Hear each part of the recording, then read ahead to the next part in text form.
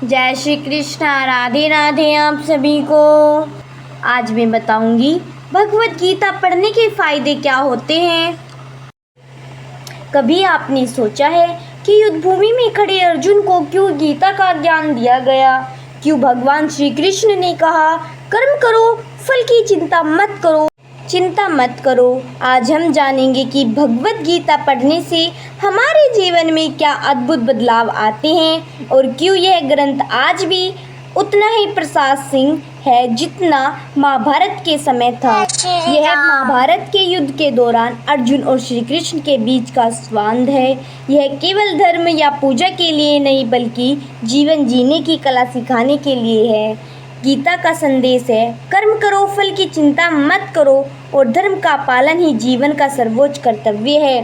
गीता पढ़ने के फायदे: मन की शांति मिलती है, जैसे कि चिंता, तनाव और भ्रम कम होते हैं। निर्णय लेने की शक्ति बढ़ती है। धर्म में फर्क समझ आता है। निष्काम कर्म का अभ्यास होता है। हम काम तो करते हैं पर फल का मोह नहीं रखते। धैर्य और साहस बढ़ता है। कठिन परिस्थितियों में भी हिम्मत रहती है। जीवन का सही उद्देश्य स्पष्ट होता है। केवल भौतिक सुख नहीं बल्कि आत्मिक उन्नति होती है। महाभारत के युद्ध की शुरुआत से पहले अर्जुन मोहग्रस्त हो गए थे। उन्होंने कहा, हे माधव, मैं अपने ही रिश्तेदारों पर बाण कैसे चला सकता हूँ? मेरे हाथ काँप रहे हैं, मैं विचलित हूँ, मेरा मन विचलित है। तब श्री कृष्ण मुस्कुराए और बोले, हे पार्थ, यह शरीर नश्वर है, आत्मा अमर है। कर्म ही तुम्हारा धर्म है, उसका फल मेरे ऊपर छोड़ दो। तुम्हें केवल सही और धर्मपूर्ण काम करना है। अर्जुन ने यह उपदेश सुना और उनका मोह दूर हो गया। उन्होंने धनुष उठाया और धर्म की रक्षा के लिए युद्ध किया।